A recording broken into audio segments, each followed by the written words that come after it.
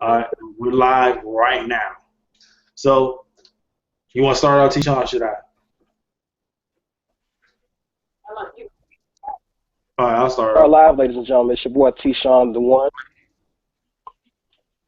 Right back in. Guy on the internet who doesn't Okay. you, aka Alucard. It's been a long time. Thanks to T-Sean, I'm back doing podcasts because I've been kind of down. Also been hanging with a girl for a little bit. So really haven't gotten to the wrestling, but been mostly down because of can't do over 15-minute videos. T-Sean, thank you for letting me come on the channel or be a part of it or whatever. Well, first and foremost, don't thank me. Thank the girls from behind the scenes, the good girls all that also work the page and also have offered Good Nation Entertainment another avenue. Uh, Russell Talk Media is now airing on the Goody Girls Network. So those of you now viewing, you may be viewing it from the Goody Girls Network, which is located on YouTube as well. And you can also find your Goody Girl content, which is all over YouTube.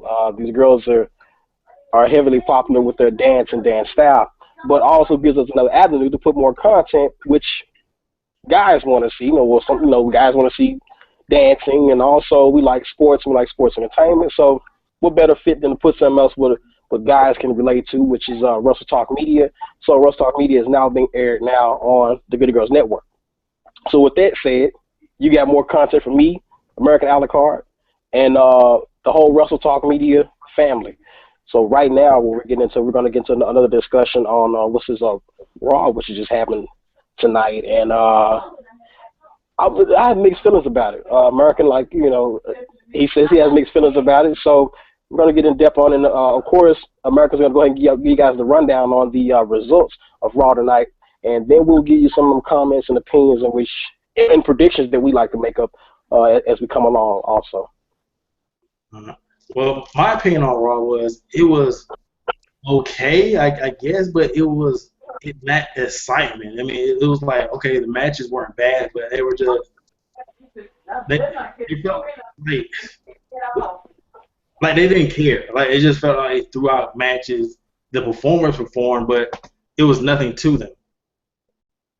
And it was only like one exciting, well, I would say two exciting things that happened on the whole show. I mean, to tell you the truth, I missed the opening promo, but I can pretty much guess that it opened with a Seth Rollins or Authority promo, right? Was that it?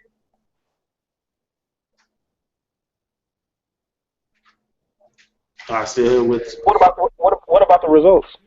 Give us the results. Who's going to go right? Okay, Ryback versus Big Show. Miz interfered and caused a disqualification.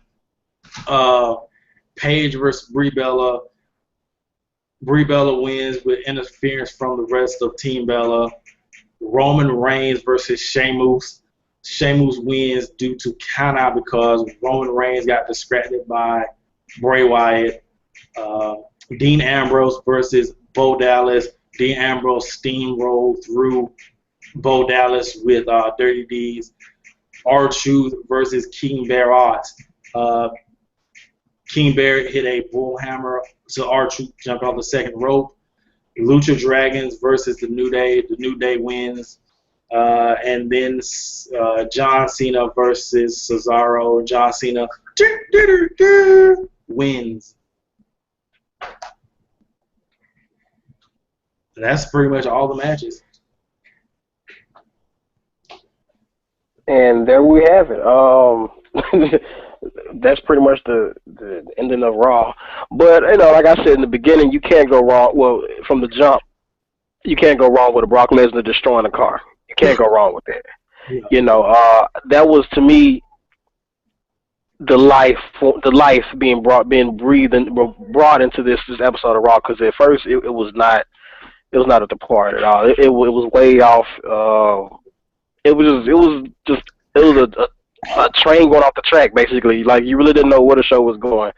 But Brock Lesnar being presented and coming out there and and being, especially Paul Heyman, who's always gold on the mic. Him coming out there and running this promo.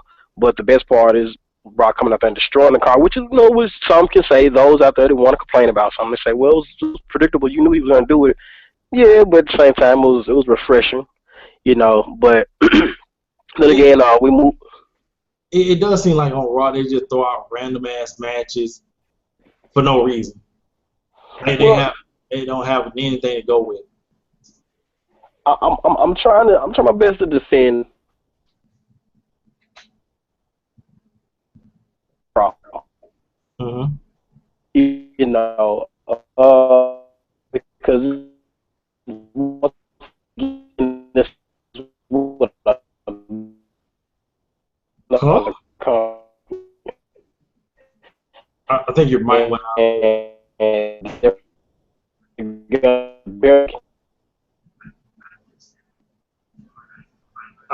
I think your mic went out on the sentence. You still there? yeah, I'm here. Okay, yeah. You might need to repeat the Okay. sentence. Oh, what I'm saying is that Brock Lesnar is the life that was breathed into this show, basically. Um, when I think about majority of the show, none of it really served from Raw. Not much of nothing. Nothing was really built. You know, uh, I enjoyed the Big Show versus Ryback match, but the only problem I had a problem with, the only real issue I had with the match was that the Miz, like that, like trying to find something to do, just trying to make it's kind of like John Cena situation where they're trying to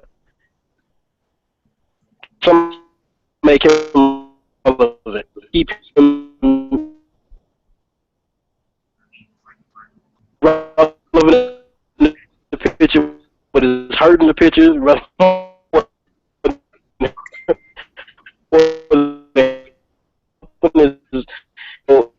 Like John, he's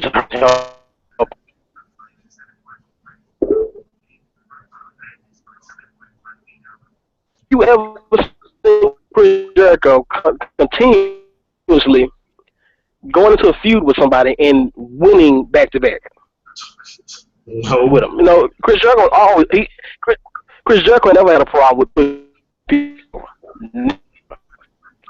and I commend him for that. I like and going back to the Beast in the East.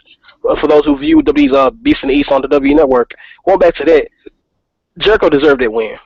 Honestly, I didn't think he was gonna win. I was kind of figuring it, but I pretty much that everybody that was a fan favorite in the East, the Eastern country. Yeah, because you have to pick,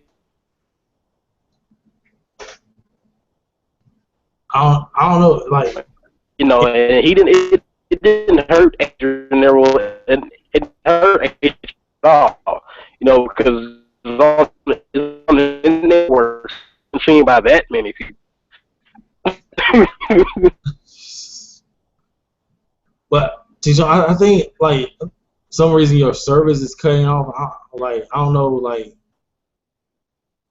maybe like on like YouTube it's showing like no picture, but when you're over right here, it's like, do you think we should just cut the cameras off and whatever to save some Wi-Fi? I mean, It's showing what? like on YouTube, you don't have a picture. Like it'll just show goody entertainment, and also the voice is like it's getting distorted, sort of. Okay, let me just go. Bam. Okay. Okay, how Yeah. we up now? Now super. Okay. Yeah. Well, There we we might, go. you already talked about the Miz versus Big Show. The Miz, Big Show, and Ryback thing. I will say, yeah, the Miz feels out of place in this one, and I don't know. I just don't care, man. I don't care about most things in WWE right now. I mean, because it just seems like they're going through the motions. But I do like some Miz. I mean, I like his character and everything. But I do kind of feel like this Ryback Big Show thing should be one-on-one. You like the Miz? You dig the Miz's character? I've always liked the Miz. Oh man, I don't like how he dresses now. He dresses like a gay. There's nothing wrong with gay people, but he dresses very peculiar. I'll say it like that. Man, What? the Miz is god awful. That's the reason why people don't really care to even boo or even cheer Miz, because he's a waste of freaking. Honestly, it's a waste of freaking talent. Nobody cares about the Miz. Nobody cares what the Miz does. Nobody cares. When he was a champion, nobody cared. I'm gonna keep it real with you. I mean, I understand you like it, but you may like his character for some strange odd reason. But if you look at what has the Miz really helped in the company, where was he really relevant? I guess when he had the Money in the Bank and he had all those titles, he was kind of good. He was like that was That's the point. About he had all them belts and still didn't nobody care about the like people just he wasn't a great the Miz wasn't a good heel at all. He was a good heel. He was just annoying. Yeah. He wasn't somebody that you feared or somebody that you just oh my gosh he's gonna destroy somebody or he's gonna hurt somebody or no Seth is a far greater heel than Miz would ever have been. Seth Rollins? Miz is just annoying. Like yeah, way better than the Miz. and I just not too long ago put EC3 over Seth Rollins, so that tells you where the Miz is somebody, and many people talk about it. Don't nobody care about the Miz. I don't even see how. I was wondering, is the Miz related to Vince McMahon or something? Because how's he even getting in the Marines movies? The Miz's following is not that big. People don't care about the Miz. I mean, not as big as other compared superstars, but how is it? I understand he had the real world rub, whatever like that, but he's corny. The Miz Marzani, his character was corny as hell. People always thought he was corny and fucking goofball.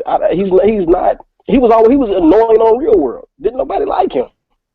So I don't understand. Like what blood sacrifice did he do, or what section of the Illuminati did he join a part? Because I don't see how he made it through. I don't see how anybody cared. He's the only person I really know that people really don't too much care to even give a reaction to. The best push that the Miz got was from Miz Down. Like that group, you can't lie. They put life into the Miz. I think what were you saying? I think at that time though, WWE didn't really have a lot of good mic talkers, and Miz just sort of like he was the only one that stuck around and he got better at his craft and everything like that. That's why he probably got the push. And plus, during his time, I think was he the best heel there? Was he?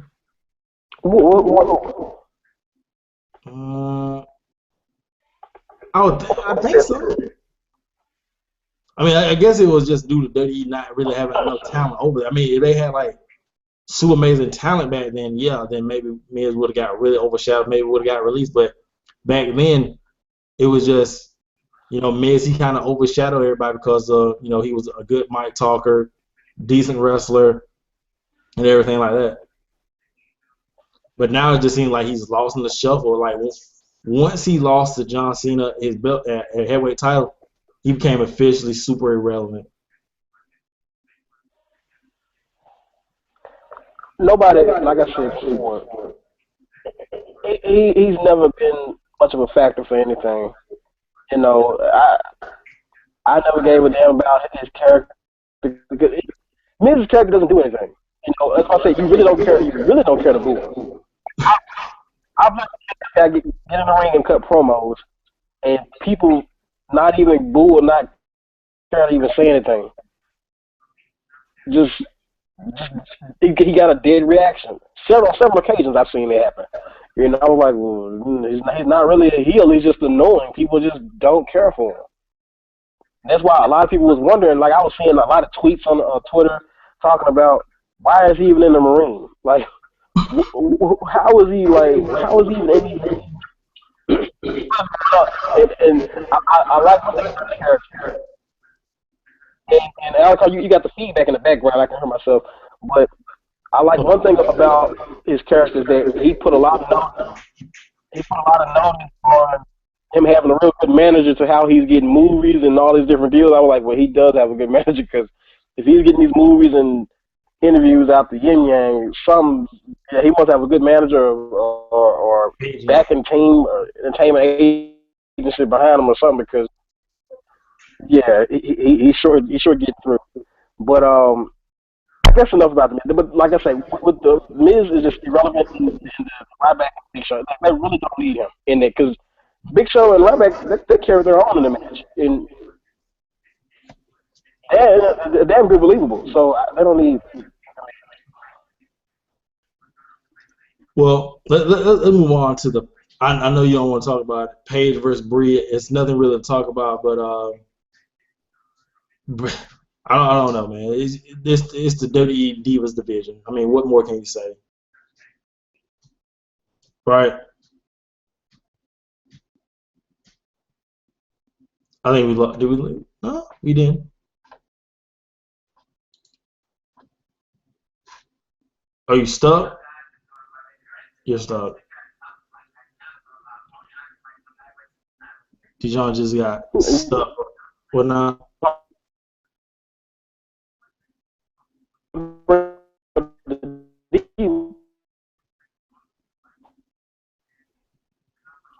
Okay. Waiting for stuckness to happen. We're kind of here. Or maybe it was just me mentioning WWE Divas that lagged out to Sean's connection. T-Sean's connection. Maybe that's it. I guess the W got word that we about to do a Rant. podcast tonight. Balled out of That's your probably computer. what's going on. But I guess you just Yeah, they pulled that and connect. Matter of fact, what?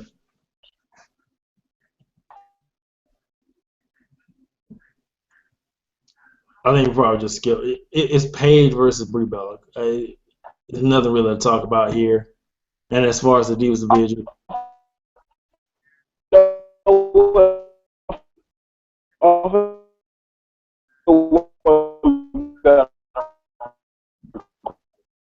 kind of lagged out right there.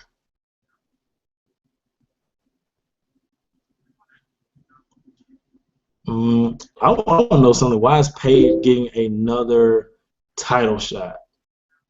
Like that's really what I would like to know.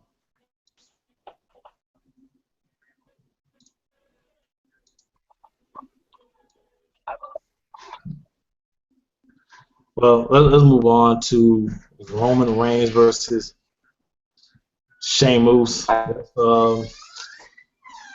It was I was it was best match tonight. Well, no, not got some kind of follow up. the second. Man. Huh?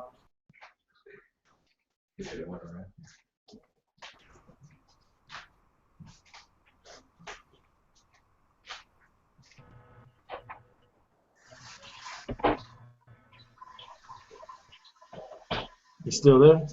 Or lag out? You got like lag out the next and everything. You can't really do it full on.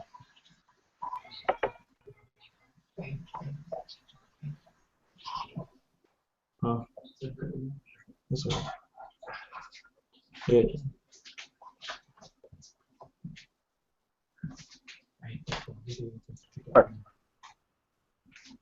Still there? Okay.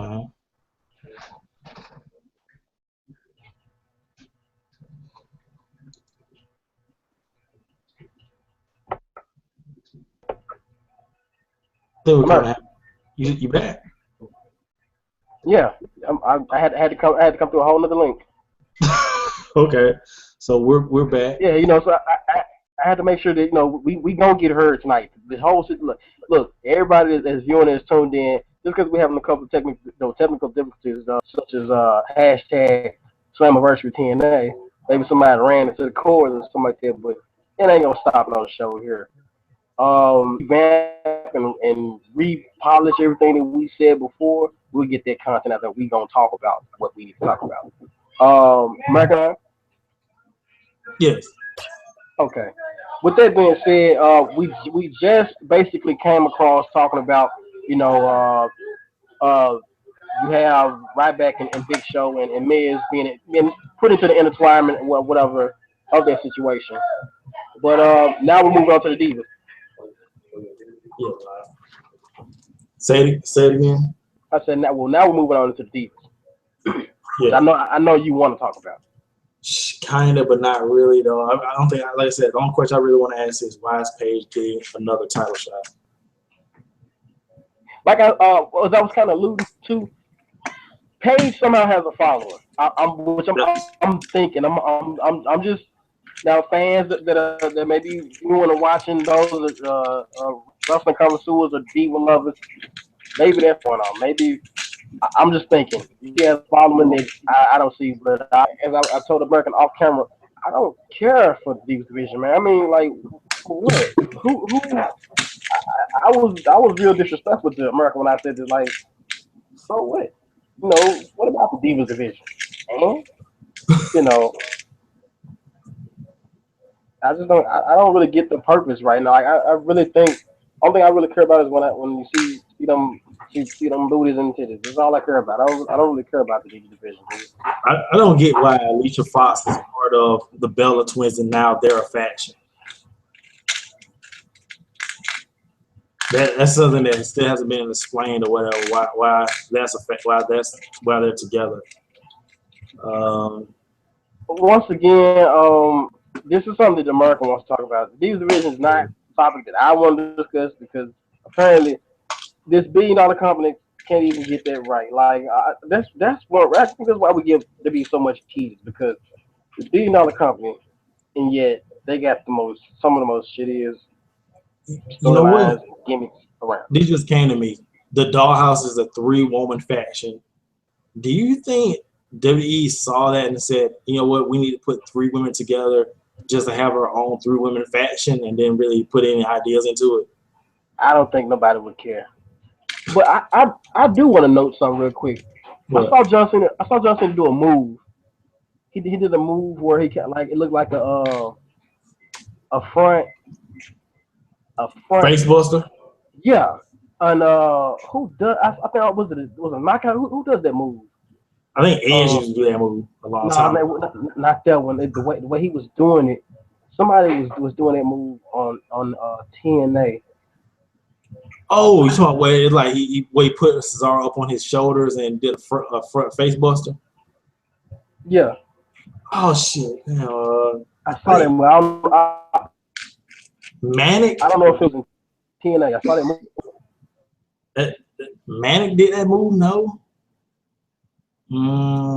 James Storm? No. You know what? I think it might have been Bobby Roode. That front face buster. Front face. I forgot who did it. I know you're talking about that. I remember seeing him. I just can't remember the face.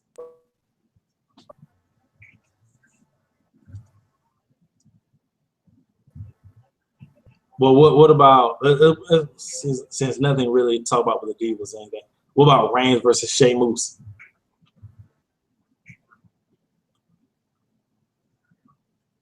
I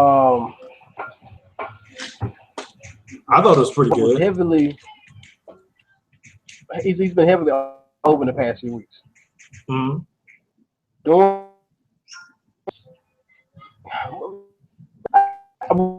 You what's going on with Reigns and what's going on with Bray Wyatt. It's just anyone and listening right now. These two guys are being wasted big time. Yeah. I mean, how could you be why it's supposed to be it's such a big beat at a Ravens flock, even Raven flock. Mhm. Well, nearly it. He was on his way towards the WCW Raven flock days of being just that eye popping, eye peeling, and you never know what he's gonna do. But it's just been he's been used poorly. Like he's become a pedophile for grown men, basically. A pedophile for grown men. What the Oh yes, fuck? yes, yes. I went there. That's what he is now. All he does is stalk grown ass men and obsess over them for a period of time. And then when they dump him, yeah, I said when they dump him, he moves on and obsess over some other guy. And if you don't believe me, look at his track record. He obsessed over Dean Ambrose out of nowhere. Then he obsessed over the Undertaker. Then he obsessed over over Ryback out of nowhere. He's obsessed over Roman Reigns. Like and I know I didn't name a couple other people maybe he obsessed over. But he just keeps like, what is this? What does Chris that mean? Jericho. He did. Yeah. Chris Sure Jericho. did. Sure, he sure did. Like what is up with that? Why does he just randomly like what is the end game of this? What is he getting? What is he getting out of it? I It'd be mean, it'd be better if it was like you said, like he was working for the authority. So like, I I mean, mean, they need to clean it up somehow because right now he's looking like Samuel Shaw 2.0, except that he's alternate version for the males because all he's doing is assessing over like literally. And for those of the viewers, you may be laughing, maybe you may be like, oh, you're crazy. Look at it. Like he's just going crazy over like is he the gay Undertaker? yeah. This what Bray Wyatt is right now. He's the gay Undertaker. I see you. I'm watching you. You you want to come to me? Come home and I'll touch you. Oh, I want you. Like that's all he's doing is he's like a twisted Goldust, evil version. Like that's all I'm getting. Matter of fact, hold up. He's Goldust in the '90s. Remember when Goldust was like the bad guy, but he was stalking other wrestlers all the time? So I'm not understanding, man. I'm not getting it. Not understanding it at all. It's looking pretty downsided for Bray Wyatt. But on Roman Reigns, um, you heard what I said about Roman Reigns before, man. He's lost in the sauce for as far as where like why isn't he in the United States title run? Why is he in the Intercontinental title run? Like Roman Reigns need a belt. So Yeah. they're wasting this guy's pops, this guy's crowd participation. Like they're wasting all of this. Like the dude is obviously money. So give him a mid card. Give him a championship. If anything, or give Ambrose and Reigns a tag team title run or Yo, something, I'm man. thinking the Because same thing. I'm thinking the same. I was like, man, they keep doing this tag team shit with them, but they don't put them in the tag team division. Like, what the hell's over there? I mean, apparently, honestly, they're the most exciting tag team. Why Yeah. somebody say, "Oh, well, what about the Primetime Players?" No, hell no. I mean, just because this guy, I guess he thought that I was gonna like the Primetime Players because they're black, man. Like, man, get the fuck out of here. Like, man, they suck. Primetime Players is this the most buffoonery, coonery looking crap I've seen ever. Titus deserves to be on his own, honestly. And many knew that. The reason why WWE stuck him back with Darren because they didn't want to make it look kind of biased like they were against gays. Only reason why Darren was on the verge of being fired. No lie. Everybody knows this. Darren was on the verge of being fired. That's fact. The only thing that saved Darren is his coming out being gay. That's it. That's the only reason why he's there. And they didn't. W didn't want to get sued for being or discrimination. They didn't want to go through any of that type of crap. So of course Darren's back home. But that's the only way Darren got back on. Darren got hurt. He got injured, and so they were going to let him go anyway. Remember that was when they was making all the cuts. They were going to let Darren go. Darren came out and said this guy, oh, that slowed everything down. So that's all you have right there. Like now you got this crappy primetime players. Like they over primetime play was relevant when Abraham Washington was there. That was the best primetime players run they ever had. But when they let Abraham go, the mouthpiece, the Paul Heyman of the tag team division, that was it. So, but yeah, Roman Reigns, he should be in a tag team situation with Ambrose, or he should be in one of the either Intercontinental or United States. But I would rather see him in the United States. But at the same time, I don't think John Cena is ready to You let. know, work with apps. Yeah, I don't think You John know, work Cena with is YouTube. ready to Like let both of them. Roman You Reigns know, take it out like that. it does That's allow really some what's supposed to going go on. right on the thing. But You might not be able to do it. But shit, I was thinking about like, but what was it? The Sheamus. I want to know how he went from chicken shit. How he went from brute to chicken shit hill in less than 2 weeks. That's um, what. I mean, honestly, that's just bad booking. I mean, that's the only thing I can really say with Sheamus is bad booking. You know, It's more. uh, It's, like it seems like okay, he's winning more than most of the Money in the Bank guys, but he's getting bad booking. Like he'll lose, he'll win by some fluke shit. Like that's what they gotta do. I guess when they finally got something, they turn them into a kind of a wimp like that. Or maybe they're more. I don't know. Maybe they're more fragile, so they make the situation where he has to win by this. Well, I'm basically speaking of when they get a championship title or something in the possession. If they're the king, if they win the King of the Ring, it's like that.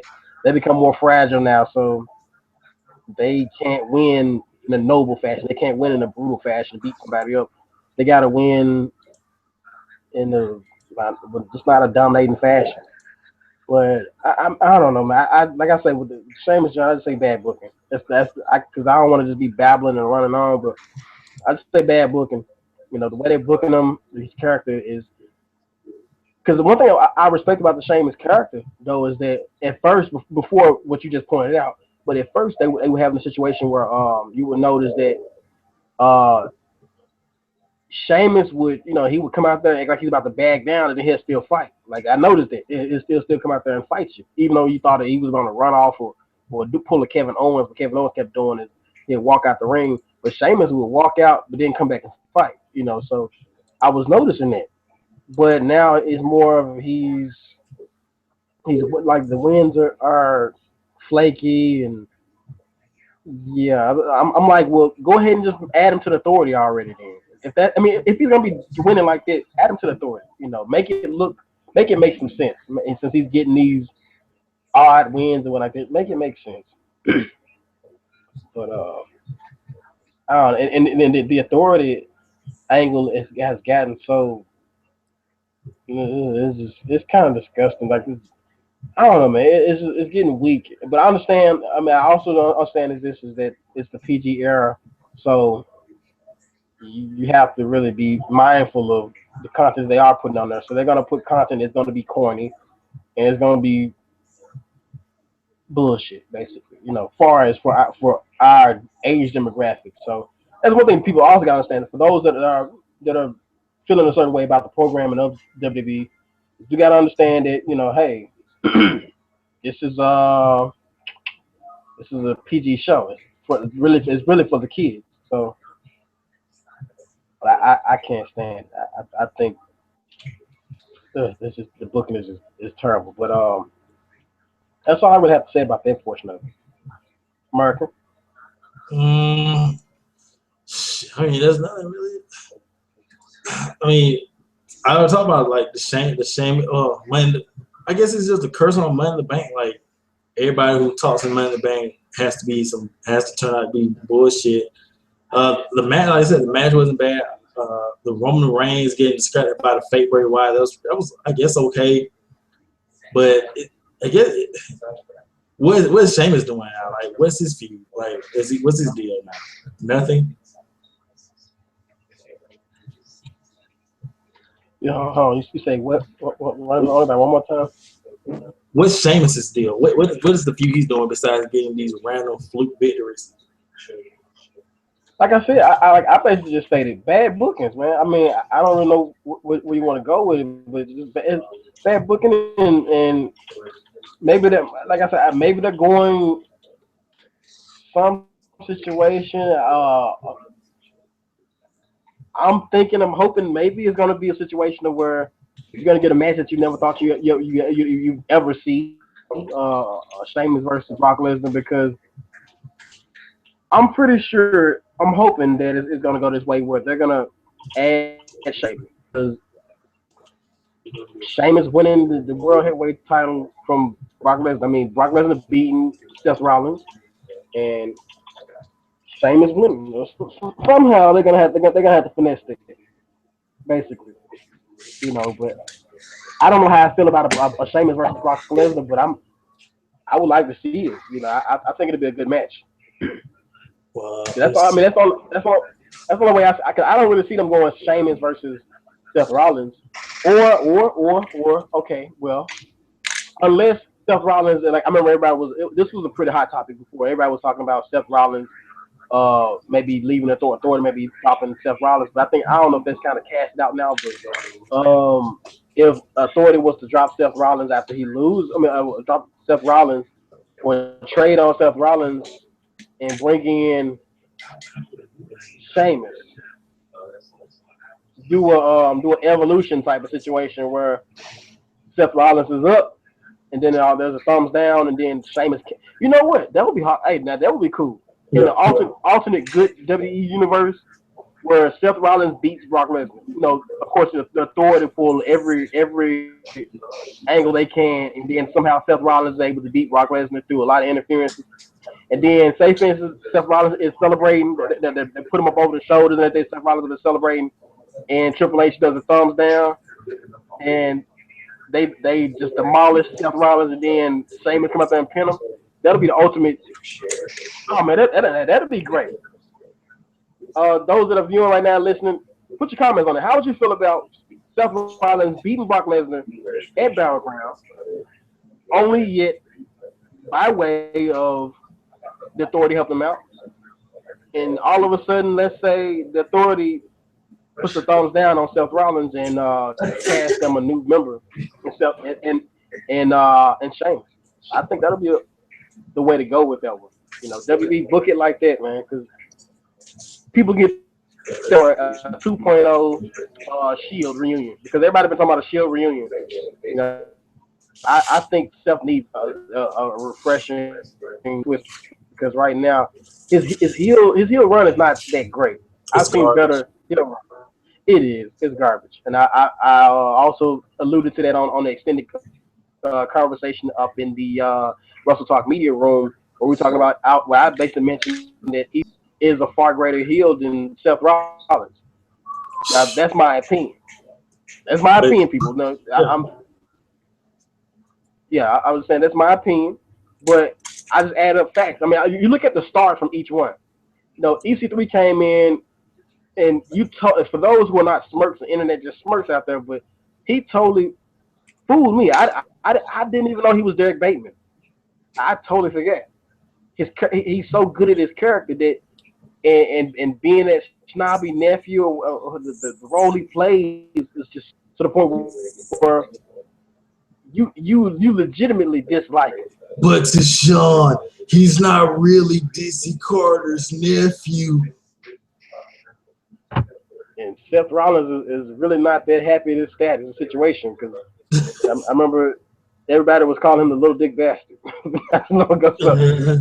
I mean, reality is reality. I mean, but we're talking about the entertainment portions of it. For those that will be smirks and will say, "Oh, well, but it's they're all playing a role, honestly." So for anybody that want to go to that level, please sit the fuck down. But EC3 is just he's just great at this role. Man, the guy is believable, and I like how he battles the crowd with the "I can't wrestle." And then he kind of loses to letting it be known that this is that's the like, and it's something I've been talking about on the show a long time ago, is that they always allude to that situation of that, is this is the way I'm booked, this is my character, so of course I can wrestle, but I'm not supposed to do all these moves. And he was kind of alluding to that in one of his promos but the guy is just good at what he does, and I like and to be booked as such a snob, like I guess what they're trying to do with Sheamus or anybody else. TNA did it great to where EC3 wins, and he always wins by circumstance or interferences, but they make it look suitable and believable the way he does. You know, it's acting like he'll win. Don't let him win. And bam, he wins. What like that. But it's always through some technicality of him doing some dumb sneaky shit. And he's always outsmarting his opponents or he gets really lucky. You're like but it's he don't win in a cheating fashion where it's just boring. You're like, oh man, that's bull. That don't even make sense. That's booty. Oh, they didn't make. They didn't have any purpose. It was he always wins in a very tasteful fashion. You're like, okay, that was smart. that was a good idea. You know, like with Sting, the way he won was okay. You know, I get it. Okay, cool. I understand. You know, but it's not like with Seth Rollins. It's just And then EC3, he sells like his wins, like when he gets those cheap victories. You know, he basks in the glory, like he just did something excellent. Oh yeah, even though it wasn't even a title. Yeah, he acted like it was a title. I won a title. I won the world title with this. You know, and then the campaign and you gotta say WWE jumped the gun on it because TNA was rolling with the whole, I guess the authority boy angle before WWE was doing the authority boy angle because they were doing something with Randy Orton along that time where Randy Orton was like the golden guy of the company, but he wasn't the young guy. So TNA had the young guy, which in EC3, and so then you go into a situation where EC3 was the young guy and he was the chosen one from Dixie Carter, Dixieland or whatever like that, and they worked this story of over a full year. So now he's champion. They didn't rush it. With Seth Rollins, I think that he tried to rush the gun and him give him the belt. You know, but well, let's finish out WWE stuff, then we can move on to other stuff. Cause well, let's talk about Ziggler and the Ziggler, Lana, Rusev, and Summer Rae stuff. That's why I prolong so much on talking about who's better heel because, like, honestly, let's keep it real, people.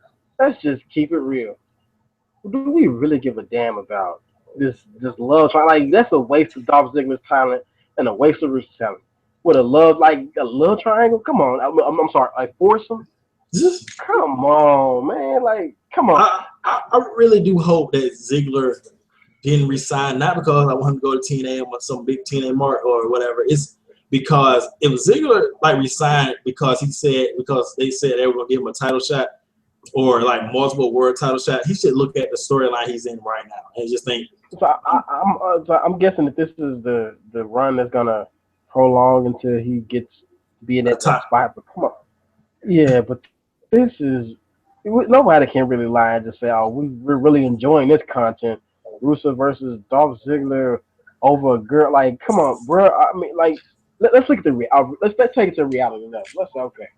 So we're supposed to leave the storyline where this girl just got out of a loving or real close, impactful relationship with this guy Rusev, and she's been down with him. She's been his enemies have been her enemies, and all of a sudden, within a week, now she's in love with another person. Or Fandango in dancing. Now she's American, doing everything else. Yeah, I'm like, man, like, so you don't change that damn fast. It ain't. I mean, I know these women out here these days are they're really.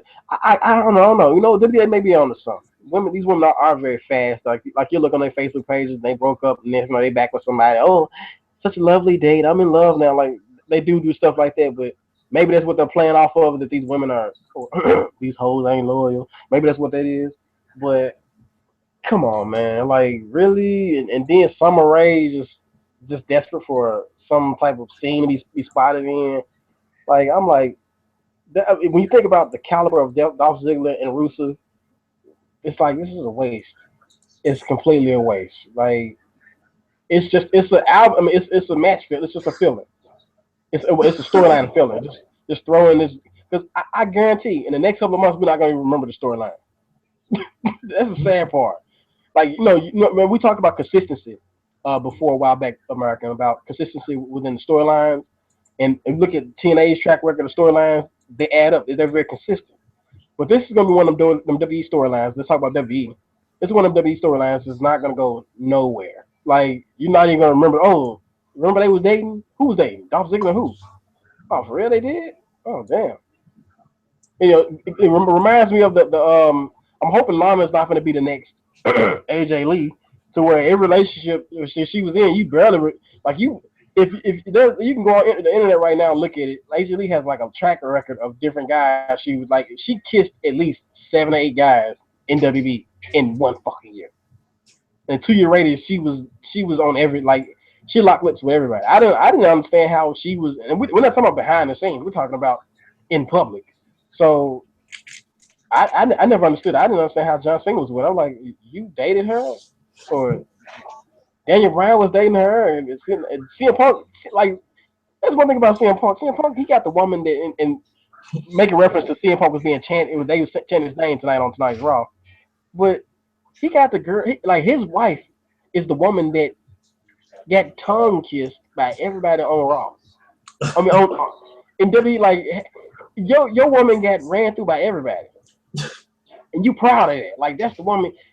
Literally, guys, is that the woman that we want? Is that the woman we want? We want the woman that basically got ran through by everybody. The Kim Kardashian, like, is that the woman that you really supposed to be with? The woman that just went. Come on, man. Oh, she even tongue down Kane. I mean, damn. Who did she kiss? Not Glenn Jacobs. Oh yeah. Cody got it. Primo got it. Oh yeah, Primo got it. He got it. Well, Ole. But I don't understand. I don't understand what is this Lana situation. Like, how is it even relevant, man? Just cut it out. You know what I'm saying? Now she's head over heel in love with Dolph Ziggler. Like, out of no, it ain't even been a month, but they're like this in love couple. I'm like, get out of here, dude. You know, the acting is terrible. Yeah. I'm just putting it out there. Dolph Ziggler's acting and Lana's acting as far as pulling it off. It's like if you watched the promos last week, you know what I'm talking about. But we're gonna go ahead and move forward. I guess the only person that really benefited from this is maybe Summer Rae because it gives her something to do. Damn, that's sad. You said the only person benefited. Yeah. I guess so. Bo Dallas versus Dean Ambrose, little short match where Ambrose kicks the crap out of Bo Dallas. I don't know what this is. For what match? Like I said, basically what I was led to earlier when we talked about it earlier, American, is that this Raw gave you nothing. You know, even though we got a great match out of John Cena and Cesaro, but it really was honestly. It's not just Cena hate. Well, maybe it may be 70% Cena hate, but Cesaro carried that match. He carried that match greatly. Like Cesaro brought up the best of John Cena because I noticed, and people were pretty much picking up on it. Cena botched a lot of times, but Cesaro was making up for it. He was like, if John Cena messed up on something, Cesaro will pull off another move and kind of make it look like it was a part of this. Like Cesaro he needs to be awarded. I mean, like WWE award that guy. He helped out a lot tonight.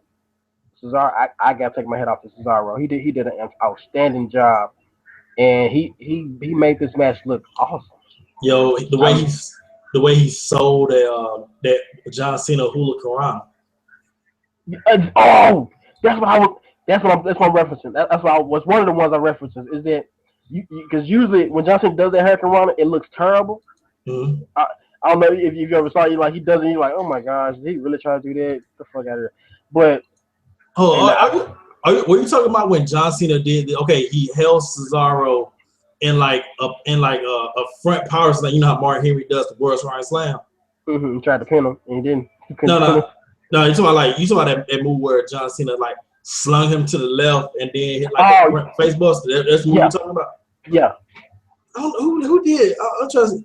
Was it Tigger Uno? That's a very innovative move. I don't know who did. I think we back at the. Oh, for those that don't know what we're talking about, earlier in the show, when America was talking about the move that John Cena did on Cesaro, where it was kind of like a front face buster or whatever like that. But I've been seeing a certain wrestler do that move frequently. But yeah, I think it was Brooke Testmarker. I don't. No, she does something else. She does the damn, I forgot to do names. Liger's move. It looked like something Tigger Uno or either Matic would do, or maybe DJZ. Somebody they did that move. I don't know. Maybe I was watching. I don't know. But anyways, yeah, I forgot about that one. But yeah, Cesaro helped John Cena sell that damn Hurricane Corona. Because I noticed the way he jumped into it and he basically kind of jumped forward into it, made it look awesome. That's why I say Cesaro really he helped this match together with glue, pin, needles, everything. He put this match together well. I mean, I was very proud of Cesaro. Like I kind of said earlier, I didn't really like Cesaro. In the beginning, I didn't. I didn't really like Cesaro, but he's done such a great job, and I think the reason why I didn't like him was because I was, I'm American, so I was a little biased towards, alleged out of state star right there. But Cesaro has grown on me, and like tonight, it showed me, tonight and other vigorous times, it showed me that Cesaro, man, he needs to be. It's time. It's time to put him as one of your main stars. It's time. Cesaro tonight was supposed that should have been Cesaro's win. He should have won tonight. There's no reason. I understand they love Johnson. I understand the company loves Johnson. They love riding whatever cock he has or whatever some nature. But this was Cesaro's time, man. He needed this win. Yeah, Like that was no. it seems like they're holding him back until Kid gets back. That seems like that's what they're doing with Cesaro. I mean, the situation that you got going with this guy is that they're currently feeding people to John Cena to they're still trying to. And I like a comment I saw on one of the sites. They were talking about John Cena needs his win so he can get people to like him when he going to the Hall of Fame next year. And I was laughing about it. I was like, what do they mean he goes to the Hall of Fame next year? But they were saying, they were like, and then somebody made a comment. They said, it's gonna be 10 years before he be in the Hall of Fame. And then they were like, well, they working on 10 years to try to get people to like him. I was like, yeah, that was just a little comment that I read earlier. It had me tickled a little bit. I was like, that's stupid. But they're doing too much to try to get people to like John Cena. Like, give it up. Turn him heel already, man. Like, give it up. Gosh. But in the process, they're hurting other wrestlers. They're hurting people like Cesaro. They're hurting people like Dolph Ziggler. They're hurting people like Rob Bailey. They're hurting the future. They're hurting Kevin Owens. Like, there's no John Cena should have never beat Kevin Owens the second. Like, he should never won that match. He should have lost. You think Owens is going to win the U.S. title, or is it too late now? Owens should have won it. Owens should have had the United States and in the NXT championship. Then Owens should have lost his NXT championship to Finn Balor, and then defended his United States title against John Cena. That's how I should have won. See, WWE has too much pride with this John Cena crap. That's why it's sickening. It is sickening. Cena has single-handedly held down WWE. Like, literally, he's a cancer. I understand the PG era is John Cena, but it's killing it for guys like us. Like, literally, other people can't shine because of John Cena. Uh-uh. And I was laughing off of some more comments I kept getting. Somebody was saying the internet infantry was talking about John Cena is drooling over Finn Balor. Like I don't know if you saw on YouTube on the WWE Network, and there was a video of John Cena walks in there in the room with Finn Balor, Adrian Neville, and Cesaro. And he walks in there and he shakes Finn Balor's hand. And one of the comments on the video is that the guy says, he says, look at Cena drooling over 3 men. He's ready. he's ready to bury it. And I laughed. I was laughing off of that. But yeah, the Cena situation is sickening right now with Raw. But all in all, that was a great match. Besides the fact that, and I'm happy like everybody else. I'm happy that Kevin Owens waited to after the match to interfere. So,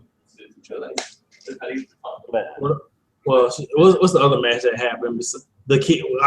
We shouldn't even mention R-Truth versus King Barrett shit.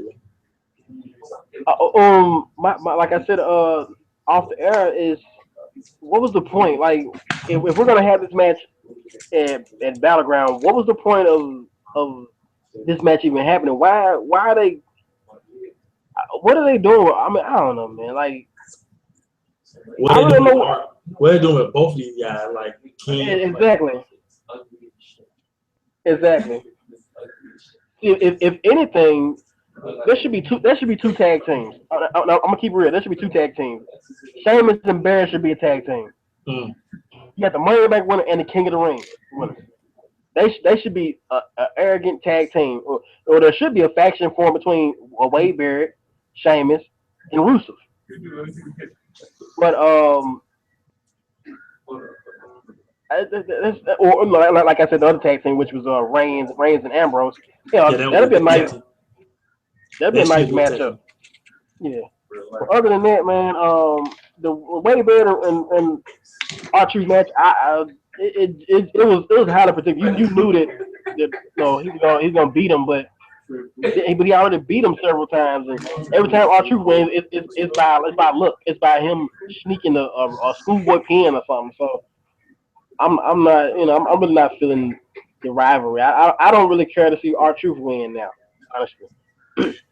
Okay, well, Lucha Dragons versus New Day. That was okay.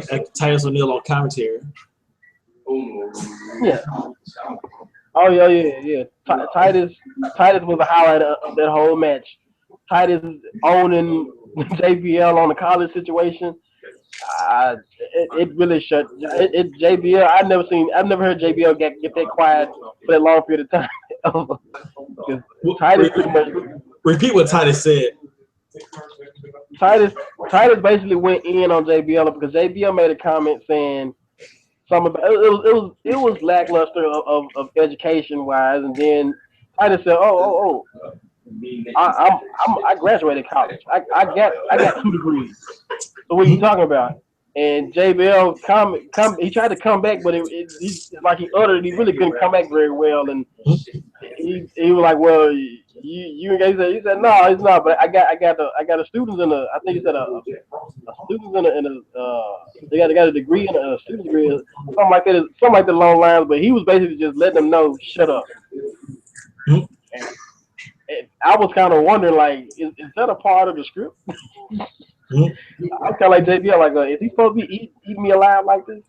But that was the highlight of it, and I also posted a comment on Twitter, which everybody is pretty much favoriting right now. But I thought I wanted to notice that. So shout out to Coco Sports and them for also checking the comment out. But yeah, Titus pretty much owned his ass on that one. But the match was straight. It was cool. It was a cool match. Just I'm not really excited about New Day at all. I don't really want to give two cents about New Day. I think that's my problem with it. But Lucha Dragons, they're nice, but I don't see, like I said, you got nothing out of this pay-per-view. Not pay-per-view. You got nothing out of this Raw. Like, what did it set up? What did it lead for? What was it about? What's the end result? What did we really get out of this Raw? American, what did you get out of this Raw?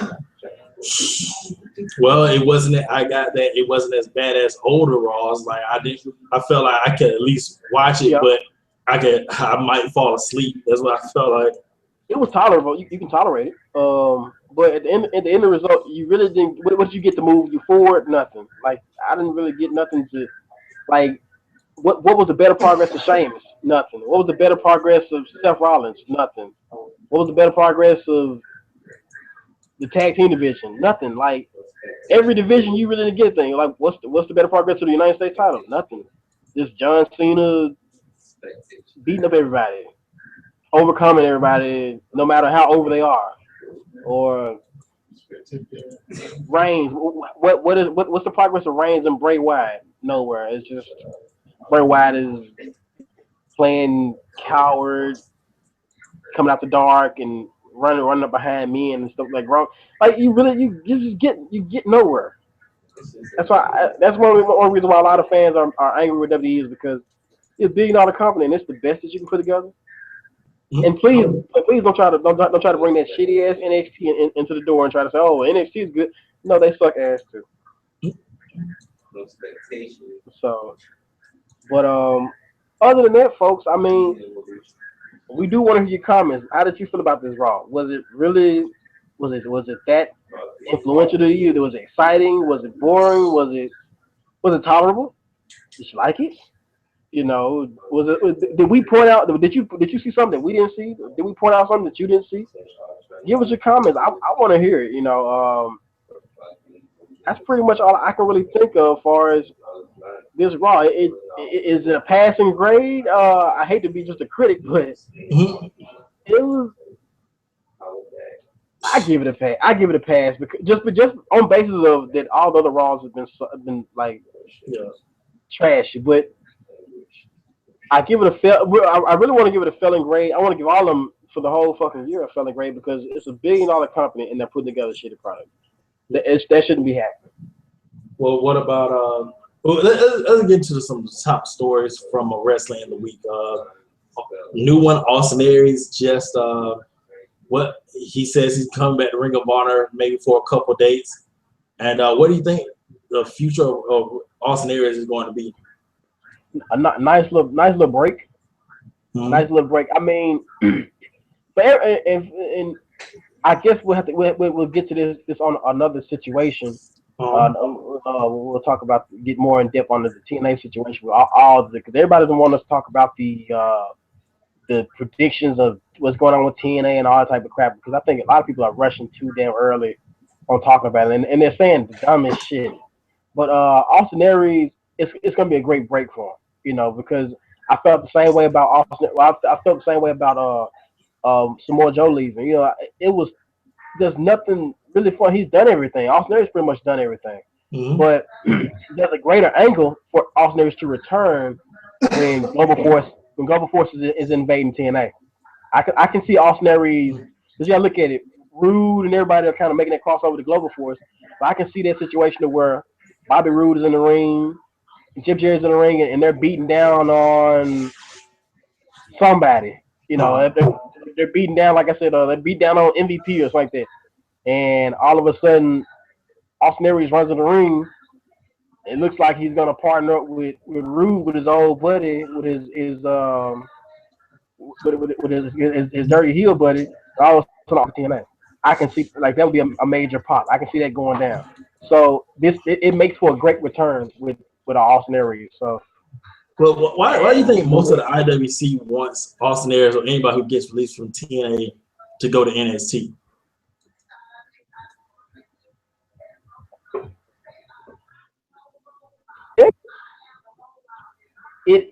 It actually because obviously NXT is not the best, not the best show. Mm-hmm. No, it's Raw is still better than NXT. Sorry to say it, but you know, no matter how you try to water down, oh, NXT gets better. No, it's not, man. Don't lie to yourself. You can try to lie all you want. Oh, NXT is so much better than Raw. Man, really? Sure, yeah, sure. But in Raw and SmackDown, you can find like the Johnson versus Cesaro. You can find great matches. So let's not kid ourselves. Roman Reigns has put on a couple of great matches as well the past couple of weeks. So we can't lie and say like they don't have good matches on there. They do, you know. But NXT is not this whimsical thing that everybody's trying to make it out to be. It's just a low grade. It's supposed to be a training center. It's probably and it's losing actual meaning. Like I don't get it. So what's the point of what's next? You know what I Like think the I, real test is going to be though. I think they said NXT is supposed to begin its own TV deal, right? oh, So what's going to happen when the numbers come out that more people view the other wrestling shows than NXT? What will people say then? I mean they won't care. You know, okay. Now I think you're speaking about the W fanboys. Yeah, W fanboys, W smirks and marks and trolls. They don't care. You know, they're gonna say, well, the one thing that they're gonna always back out into the corner and they're gonna throw up something else. Well, at least we got more champions, or at least we got this, or well, W's still rich. They're gonna always throw that card out. Oh, W's rich. What's WWE's finances got anything to do with you? And before we wrap up this show, yeah. and I kind of promised American I won't save this topic, but I'm going to say this while we're at it with the internet infantry. Let me say this for everybody that's listening, tuned in. Check this out, man. I got a problem. Why is anybody worried about a company's finances, a company's team status? As a wrestling fan, a wrestling entertainment fan, a wrestling connoisseur, why do you give a damn or a fuck about what's going on behind the scenes? It does not concern you. How are you going to enjoy the product? That's like a movie. Let's like a movie. When you worry about what's going on, it's like a basketball game, NFL game, soccer. You don't worry about what's going on behind the scenes, other than enjoying the actual game. Mm-hmm. I hear a lot of internet marks. Oh, TNA's money's not there. Ring of Honor's money's not there. Who are you? Since when you became an accountant? And since when an accountant? And sorry to the accountants that are wrestling fans out there, but let me tell you this here. Since when are you the accountant of this actual company? Who cares? None of y'all spitting facts. None of y'all sitting at that table. None of y'all are in the meeting behind the scenes. So why are y'all saying anything? Garrick report, PW Insider. I've never looked at a match and said, man, these dudes are making a lot of money. This match is enjoyable. Thank you. I've never just said, oh man, these finances are great. These guys are making a hell of an investment. Like what the hell? I thought it was 1, 2, 3, not 1, 2. Count how many dollars they making in this. Like what? These people are ridiculous now. At the end of tomorrow, everybody want to worry about, ooh, this person signing, that person they left, they signed. They're like, oh, they coming back. Okay, why do we see so many people coming back? Awesome Kong just came back. Everybody said she left because she was getting paid, and then they mistreated her because she had an incident with someone.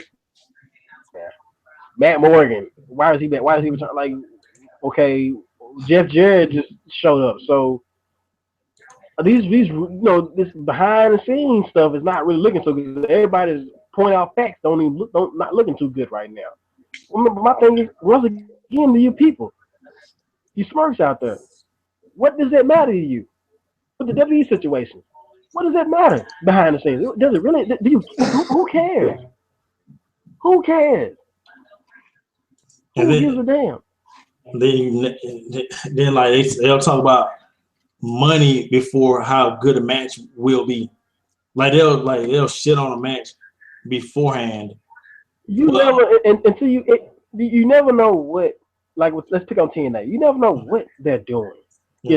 Because when you think about it, if TNA is making cutbacks or whatever like that, now you see you see the picture of Global Force coming in the project, there's been deals being made and money being floated around. You never know what they're actually doing, what they're conjuring money, what are they doing with this money. You never know what's going on, because next thing, oh wow, what's going on here with the Global Force in that situation.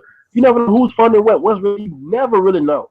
So when you're wrapping your head up on those finances and who's getting fired, who's going here, why are you caring? Just be happy to see the show, because, and this is the thing, I'm going to wrap it up. Mm-hmm. This is the thing that I talk about with Americans and the public. We talk about this off air. And I'm picking on TNA again. I got to pick on them for that because I know American been wanting me to say this for a long time, but I'm going to go ahead and put it out there. For those that bash TNA about their situations, money situations, and this person's leaving or they're losing this person or TNA's I guess it's trying to say TNA's a bad place to be or something like that. Like basically, it's talking about a lot of the behind the scenes stuff. And I say this though, for some strange reason, to be going through all of that adversity, allegedly, do quote me on that one. Allegedly, to be going through all of that people say they've been putting on spot on, hit on, great shows. How is it? The only negative problem I really had on TNA is the Slammiversary one where they didn't show the Slammiversary sign on the side apron. That disgusted me about TNA. I did not like that. I would like to tell Dixie Carter she can shove it up her ass for that one. Or somebody, whoever was in charge of that right there, they should have been fired. But to Sean, I'm just saying the WWE Beast in the East was better because it's WWE. They got more money. And how much are you making? And nobody's making none of that. And you ain't got not a damn dollar of nothing what they made. But I'm just saying they don't really have to put on the best wrestling. They just have to make the most money. It's all about who makes the most money. Even though I'm not counting money, but it's all about who makes the most money. But and also if we got to dig into the dirt sheet, we got to go back into it and think about it. Not too long ago, WWE was making cutbacks. Yeah, WWE was not paying people on time, so that's also a dagger right there. They weren't paying people, and if you go back to this 2014 when this was happening, they beat along and let off a lot of people, and a lot of people saying they weren't getting paid. So why people suing? Why was CM Punk suing? People forget about that. So there's some situations there. There are some situations. So for everybody want to talk about finances and not being paid, well, apparently there's not a lot of paying situations. See what I mean? CM Punk pretty much explained, yeah, that was time I wouldn't get my check. Did he not say that? He said that clear as day in the podcast. So people, let's not talk about this situation. They like we know about the money behind the scenes. Like this billion-dollar company if a billion-dollar company is having a problem paying people, I'm pretty sure everybody's gonna have their issues in paying. That doesn't exempt Ring of Honor. That doesn't exempt TNA. That doesn't exempt Ring of Honor. People always get Ring of Honor. I like Ring of Honor, but people get Ring of Honor a pass on everything. Oh yeah, well because for one, the reason why, like I said before, that people pick on TNA is because TNA is they are the second company. They are the biggest threat. That's no lie. There's no other wrestling company that's a bigger threat than TNA to WWE right now. That's all we have right now. It's to be. It's like TNA is more closer to being at that point. Mm-hmm. I don't really see them. That's why, like somebody was saying, oh, Global. Like I see, they put up these big boats as a force. Oh, Global Forces. It's gonna it's gonna be the new TNA. It's gonna be merged with Global Force. Okay, so you mean tell me you're gonna drop? There's money in TNA's brand. Yep. So you're gonna drop the TNA brand to bring in Global Force brand, which you got to build a whole new. Now it's like it's a whole new rebuilding process. So now you set yourself back. Or how about they want Jeff Jarrett to gain control of TNA again? Oh, when this car has said over time and time again, I'm not selling this bitch. I'm not letting nobody get no controlling stock in my shit. Jeff Jarrett had the chance to, keep TNA, but what did he do? He sold it. Jeff Jarrett does. He sells shit. So if anybody is trying to, Jeff Jarrett, he's a builder, but this is not his financial company. He didn't. I hate to be one of the people that's going behind the scenes, but when you just look at certain facts, in which I pay attention to a little of the facts, but I don't really. If you notice, I don't really test chides and throw it all the way out there in people's faces. But I make sure I know what I know, and that's about it. And I just go in and enjoy the product. I'm not one of the people that know the facts and then when I try to enjoy the product. I mean, Jeff Jarrett is not the investor into Global Force. He's the founder. He says that I'm the founder, but there are other people in this situation, though. Uh-huh. There is a private owner as well, so nobody that's named is private owner, so they can be alluded to TNA. TNA is the private owner. If you look at the branding, because TNA had, there's a lot of cross branding. TNA's, Global Force and mentioning it. So because you can get sued for doing that. You can't just mention another person's brand. So there'll be a lot of rights got to be passed. So remember now, Jeff Jarrett is not the owner, not the sole just owner of Global Force. So that means that there's a situation where somehow they're able to go ahead and advertise and promote Global Force on TNA. And TNA is a licensed and copyrighted show. So if TNA executives are omitting this, Global Force executives are omitting this, there's a partner in here. Somewhere there's a line where TNA may be that private investor. Here you go. See, Sean, check this out. Yo, Global Force is gonna be better than TNA. It's the best thing on television when they get a TV deal. Oh, they're TNA. They're private owner. Oh, Global Force, man. Global Force is trash. Everything about Global Force is trash. There'll never be anything. Is that pretty much it? What's gonna happen? Yeah. They're gonna bash the hell out of Global Force, but like I said, I see it being TNA producing a Fridays. I mean, I'm not gonna reveal all I guess I can. Well, if matter of fact, if you want to know the deal what TNA is doing with Global Force right now, go to WrestleTalkMedia, #WrestleTalkMedia, and we have an exclusive in there as well on the actual situation what's going on with TNA and Global Force. So for those who want to know some facts and want to know some very detailed information, go to #WrestleTalkMedia on Facebook, add yourself to the group, and you're gonna see it there because I give it to you there. Well, and I want to thank. I would say real quick before we go, I would want to address this one last thing. As you know, EC3 became the World Heavyweight Champion last Wednesday, right? Yeah, he's the World Heavyweight Champion. Mm-hmm. People, I guess, of the world of the Christopher Daniels. No, Booker T. I guess this is a thing that anybody who comes TNA champion, they always get criticized by the IWC. People are saying that EC3 doesn't deserve to be heavyweight champion because he used to be TNA's they're their second threat. They're the biggest threat that they have. Of course, anybody that's associated, they're gonna feel that threat. They're gonna feel that backlash. Of course. But then they're saying like because he used to be Derek Bateman on NXT, they're not gonna make any sense. They're not gonna make it. Anything that they say, they're angry. They're angry and they're trying to make sure. And for one, WWE they hire plenty of these motherfuckers to go out there and bash and degrade certain companies. So they're gonna do whatever they can to degrade it and make up any reason. Like they're gonna complain eventually about anything, But and one reason why I complain about WWE is because I love WWE. WWE I grew up on WWF actually, but I grew up on WWE Factor and their likeliness. I grew up on them, so I have a problem when they're messing up because I'm a faithful watcher. It's a Monday to Raw coming on.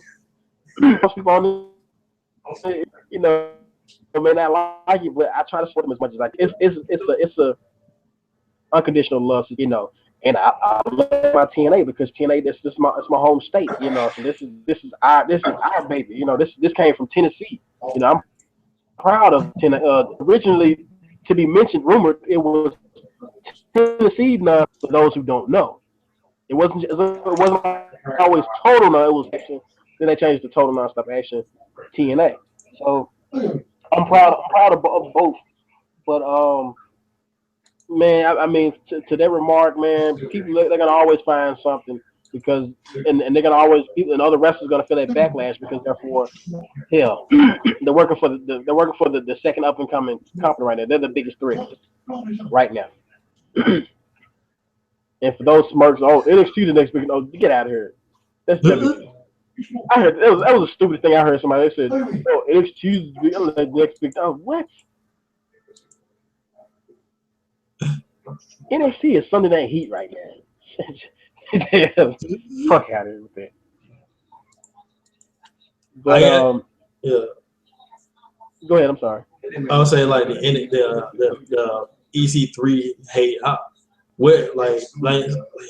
I get. I'm trying to put my finger on the shit. Like you But said. but that's the thing though. You can hate him. You can hate him. That's his character. You're supposed to. That's why those comments. I'm not gonna go nowhere. It's gonna help his character because he's supposed to be looked at as not a real champion. Look at how he won the belt. He's not looked at. He shouldn't be looked at as a real champion. So that. But for the internet trolls out there, you're actually helping his character and helping people not like his character and believe in his character because therefore he won in a very unnoble fashion. Yeah, he won shady. What was the other one? Yeah, I think that's pretty much it. With that being said, ladies and gentlemen, this is WrestleTalkMedia, man.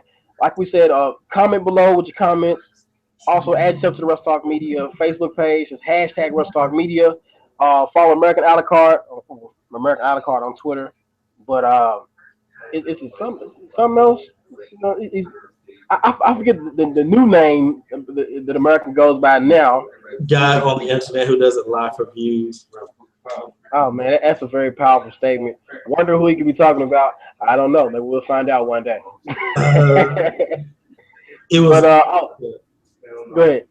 It was, you know who it was. Those guys, man. I was just being a smart ass. I know. At T-Sean1 on Twitter and Instagram. Even though I don't really be on Twitter as much as I should be, but I guess we'll pay some attention to it. But hashtag WrestleTalkMedia on Facebook. I see you guys there. American a la carte. Well, that's the end of the show. Birdman Hand Rub, and we'll have some more shows coming up on this channel right here. We'll get it more polished and everything. So we'll catch you guys later. Peace out. Hey. My name's T-Sean. And you don't like this review, well, fuck your wife. Long style. Boom. We got to get that little sound effect too when you do that.